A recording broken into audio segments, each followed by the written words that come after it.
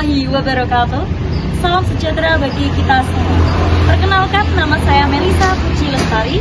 Saya adalah mahasiswa pendidikan profesi guru bagi guru tertentu Piloting 2 Universitas Pendidikan Indonesia, jurusan Pendidikan Pancasila.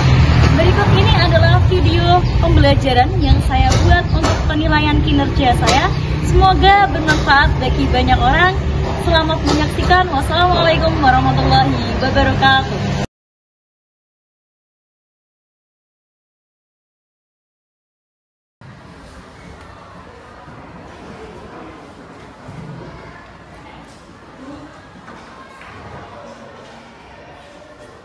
Assalamualaikum warahmatullahi wabarakatuh. Waalaikumsalam warahmatullahi wabarakatuh. Selamat pagi anak-anak. Pagi, Bu. Tadi sudah berdoa? Belum. Oke, selamat dipimpin untuk berdoa terlebih. Duduk siap. Doa mulai. Oke, sebelum kita memulai pembelajaran, kita mulai dengan menyanyikan lagu nasional seperti biasa ya. Saya pengen ada satu orang yang memimpin kita bernyanyi. Ya. Siapa? Anak-anak. Oke, silakan Karisma. Kita bela bersama tujuan satu nusa, satu bangsa, satu bahasa kita. Tanah air pasti jaya untuk selama-lamanya. Oke, sebelum lanjut ke pembelajaran, Melisa akan mengecek kehadiran terlebih dahulu. Hari ini kabarnya gimana? Baik? Baik. Ada yang sakit? Ada. Belum sarapan? Oke, saya absen nanti yang siapa yang namanya angkat tangan ya. Ainaya Fatihatul Rahman, Aisyah Ayu Kumala, Edri yang Kasus, Alan Agus Kristiawan, Alfarizki Bagus Pranana, Alfiana Nafisa, yang tidak masuk dua orang. Sebelum lanjut, pertanyaan dari saya, apakah kalian masih ingat pembelajaran minggu lalu tentang apa? Tentang perumusan dan pengesahan undang-undang dasar. Untuk menguji daya ingat kalian atau pemahaman kalian akan materi sebelumnya, Melisa mau bertanya. Nanti yang bisa angkat tangan, ya, biar tidak terbuka. Pertanyaan pertama, kapan sih ya, undang-undang dasar itu dirumuskan atau pada tanggal berapa? Ada yang tahu? Angkat tangan. Dilakukan ketika sidang BPUPKI kedua tanggal. Yang tahu angkat tangan? Iya, berapa? 10 sampai 17 Juli. Ya, 10 sampai 17 Juli tahun 1945. PPKI, tepuk tangan dong.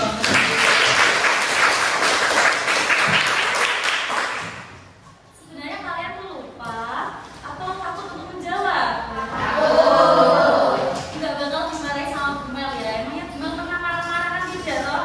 Enggak. Oke, sebelum itu ya, karena kalian tidak semangat ya, kita semangat terlebih dahulu ya. Tepuk semangat seperti biasa ya, kalau saya ajari kemarin ya. Tepuk semangat. Semangat, aye. Tepuk semangat.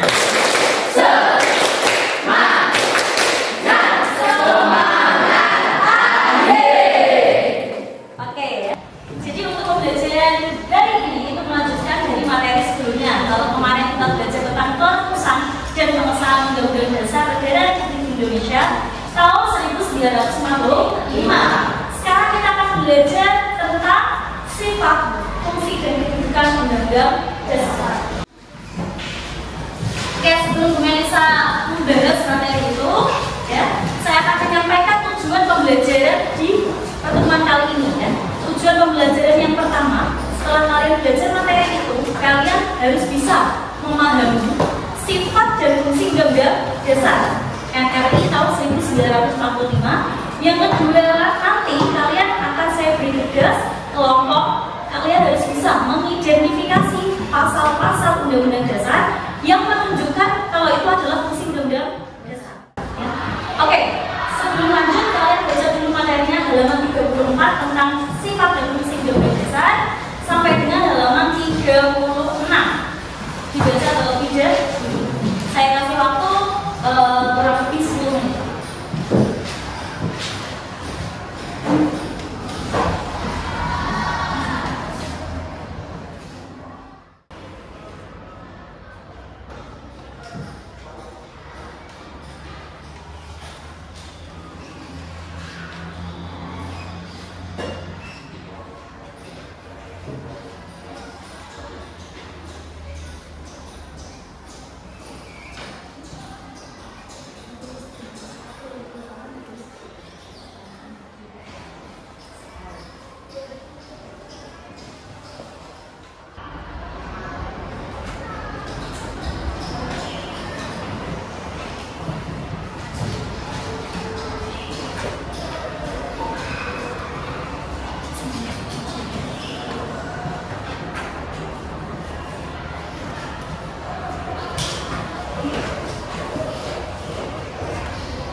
Sudah selesai?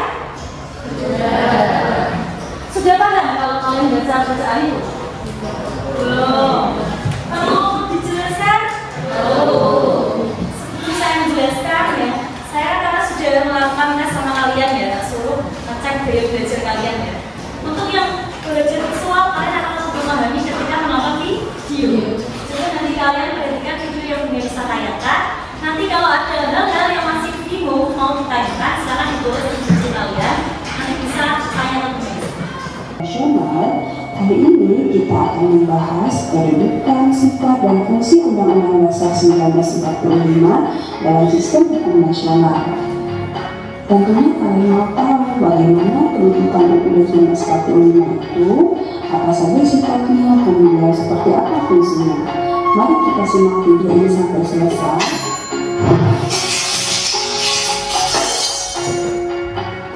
Yang pertama kita akan membahas kedudukan UUD 1945. Sebagai hukum dasar, UUD 1945 merupakan sumber hukum tertinggi dari keseluruhan produk hukum di Indonesia setelah Pancasila. Karena Pancasila merupakan sumber hukum dari segala sumber hukum di Indonesia. Jadi urutannya tentang makna UUD 1945 dalam sistem hukum nasional.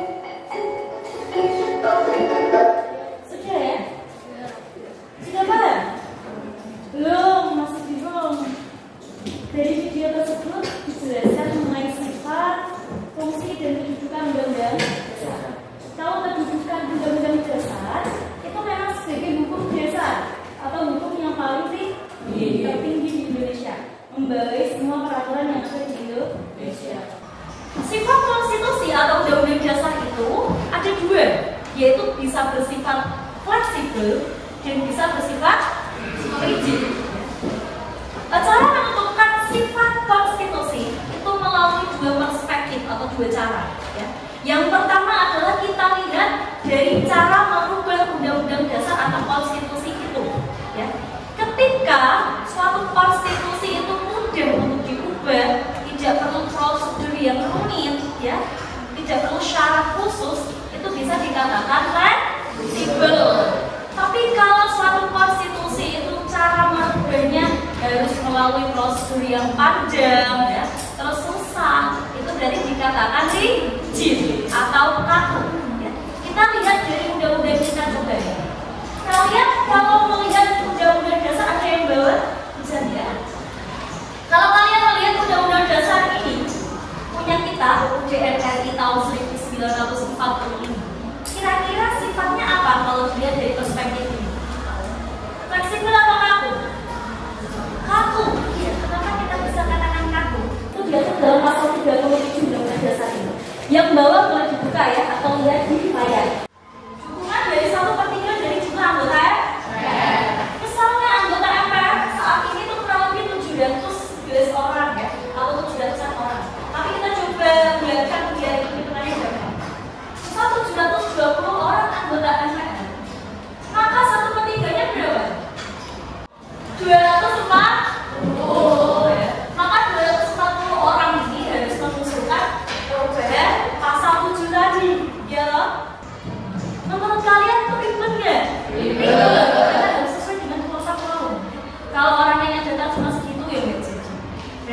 dikatakan kalau dilihat dari cara merubah, Undang-Undang Dasar RI tahun 1945 adalah sifatnya rigid. Langsung ke sifat Undang-Undang Dasar. Seperti yang dijelaskan di video tadi, sifat Undang-Undang Dasar kita yang pertama adalah merupakan naskah atau dokumen tertulis. Karena kan ini memang ditulis ya, bukan hanya awang-awangan di kepala, itu bukan, tapi ditulis jelas dalam sebuah peraturan ini. Undang-undang ini.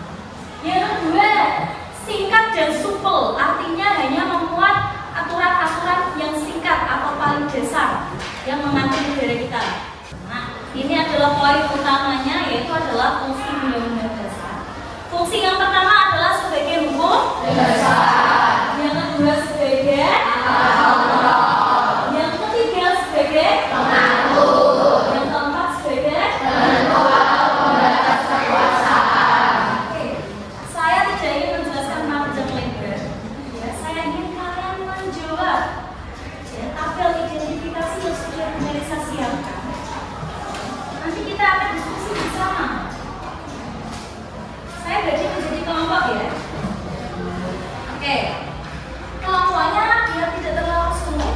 Langsung saja ya 1, 2, 3, 4. Nanti yang depan ada pergerakan garis ketiga ada pergerakan gitu ya. Jadi satu kelompok terdiri dari 4 orang. Kalau ada yang 3 berarti 3 orang. Dibagi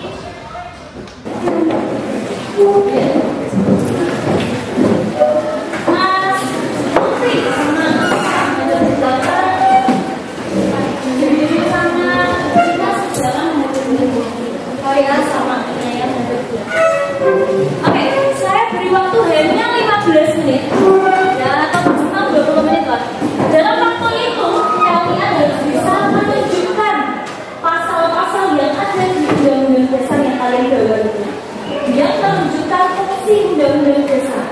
Contohnya mana?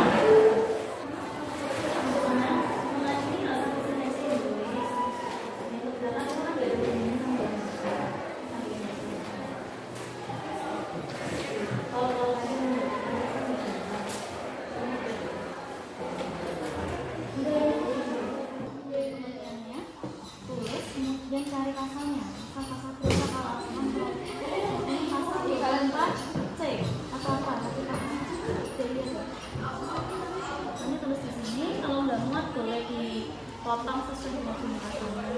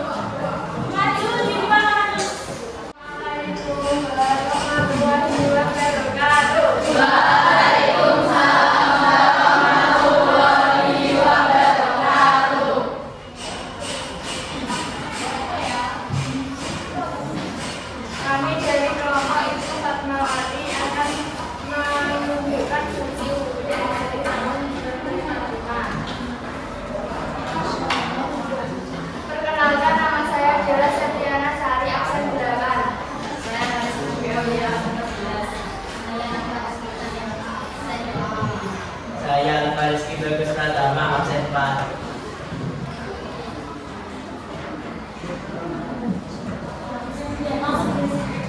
Fungsi hukum dasar penjelasan sebagai hukum dasar yang mendasari semua peraturan di Indonesia.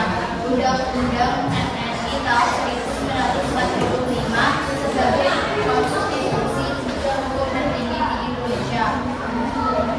Pasal 1 ayat 2, kedaulatan berada di tangan rakyat dan dilaksanakan menurut undang-undang dasar. Alat kontrol.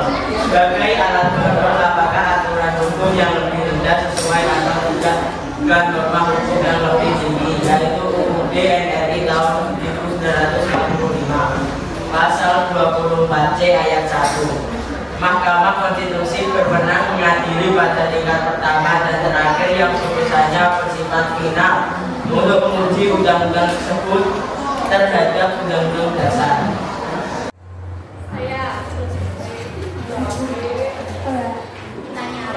Lembaga negara apa yang berwenang mengubah undang-undang dasar? Apakah presiden bisa ikut mengubahnya?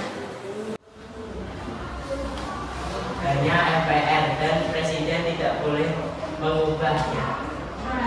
Apakah benar? Benar ya?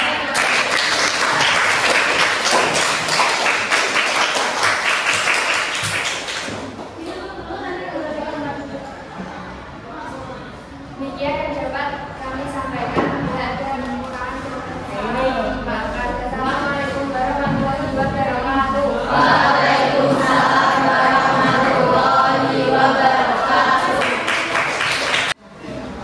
Assalamualaikum warahmatullahi wabarakatuh. Waalaikumsalam warahmatullahi wabarakatuh. Perkenalkan, kami dari kelompok Al-Maramis. Sebelumnya saya akan memperkenalkan diri terlebih dahulu. Perkenalkan, nama saya Naya Soli, nama saya 23. Perkenalkan, nama saya Dita Rizkian, absen 7. Fungsi yang tepat adalah penentu dan membatasi kekuasaan. Penentu hak dan kewajiban negara, aparat negara, dan berfungsi membatasi kekuasaan negara.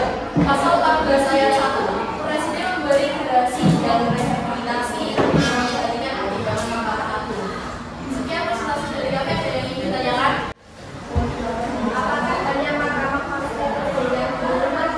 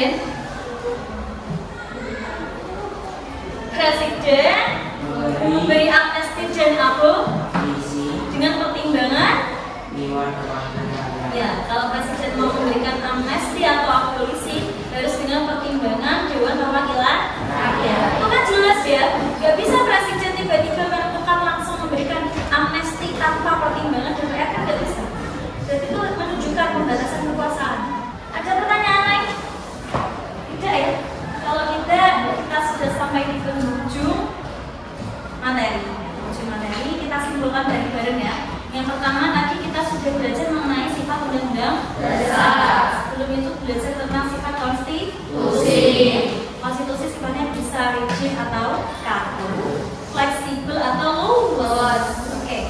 Selanjutnya sifat undang-undang dasar yang pertama sebagai naskah tertulis, yang kedua adalah singkat dan supel atau hanya singkat aturan dasar, yang ketiga adalah memuat aturan yang dilaksanakan secara konstitusional.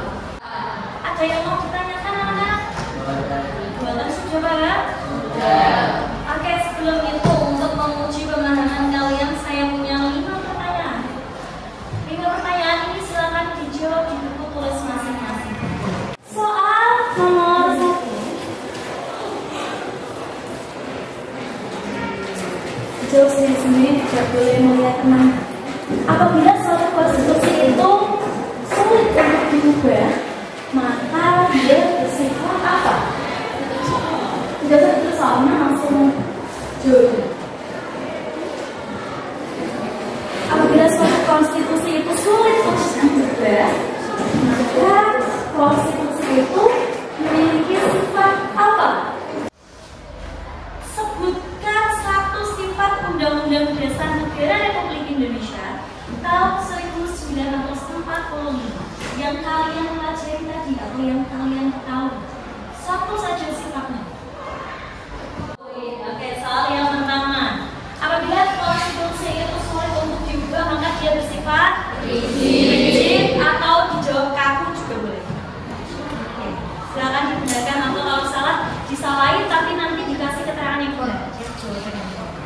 Soal kedua, apabila suatu konstitusi itu mudah mengikuti perkembangan zaman, maka bersifat fleksibel atau luas. Dikalikan 20 ya. Saya mau cek siapa yang dapat nilai 100.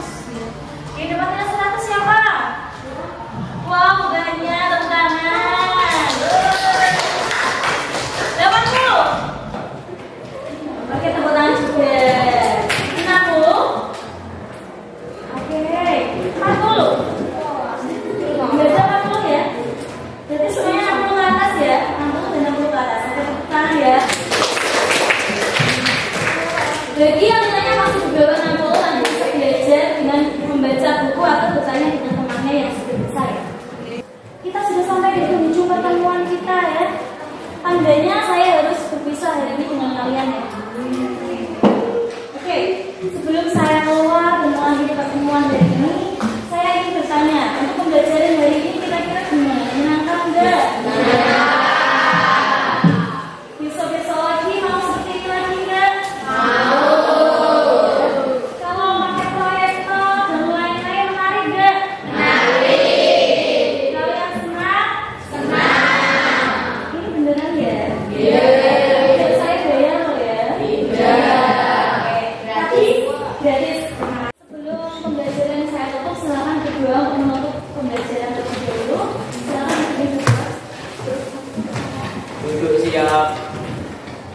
Doa mulai.